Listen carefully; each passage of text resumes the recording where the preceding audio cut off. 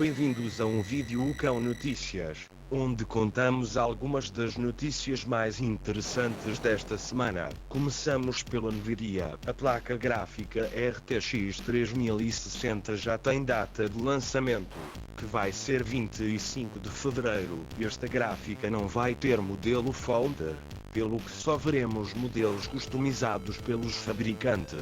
No que toca a especificações, esta placa é curiosa, pois vai ter 12 GB de memória, 4 mais que a 3060 Ti. Contudo, vai ter apenas 3584 CUDA cores comparado aos 4864 que tem a 3060 Ti, e até vai ter menos que a sua versão mobile, que vai ter 3840. Adicionalmente, esta gráfica vai ter 112 Tensor Cores, 28 RT Cores. Vai funcionar a uma frequência base de 1320 MHz com boost até 1780 MHz com um TDP de 170 watts. Para acabar com as 3060, o preço estimado seria à volta dos 350 euros. Contudo, com a falta de estoque, se for possível arranjar uma placa gráfica destas a menos de 400 euros, vai ser sorte, já que foi visto online em pré-venda, com valores mínimos de 500 euros por esta gráfica.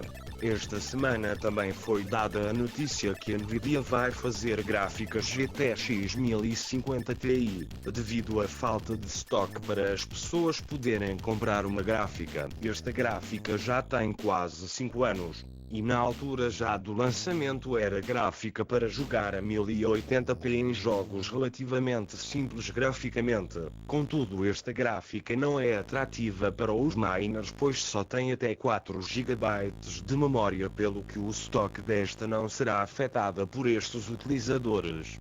E voltamos para o lado da AMD. Já saíram dados sobre o market share de processadores do último quadrimestre do ano passado, em que já há 3 anos que a AMD estava a ganhar continuamente a Intel. A justificação para a descida da AMD é fácil de explicar, pois neste quadrimestre tiveram o lançamento dos Ryzen 5000, as gráficas RX 6000, consolas de nova geração, e ainda temos a sobrecarga de encomendas da fábrica de semicondutores TSMC, que resultou em praticamente um estoque inexistente de todos estes produtos.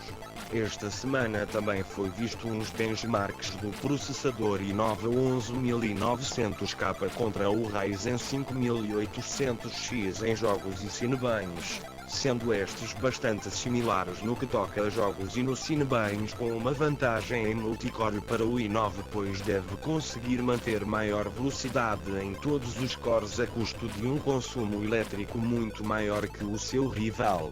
Esta semana também vimos algumas novidades sobre as datas de lançamento dos Intel Rocket Lake S e os Alder Lake S, que seria 15 de março para os Rocket Lake S e em dezembro para os Alder Lake S. Relembramos que os Rocket Lake S têm um aumento de IPC de 20% em relação à geração atual e uma redução de cores máximo para 8 com 16 threads comparado aos 10 cores com 20 threads da geração atual.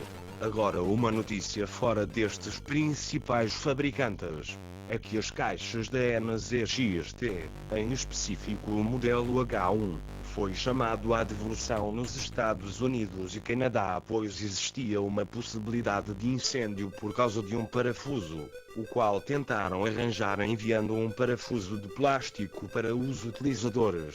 Mas mesmo assim este parafuso de plástico não era do tamanho certo, não resolvendo o problema em si. Atenção que esta caixa ainda pode ser vista em certas lojas portuguesas, na maioria sem estoque ou por encomenda, à exceção da loja Morten que encontrei em estoque.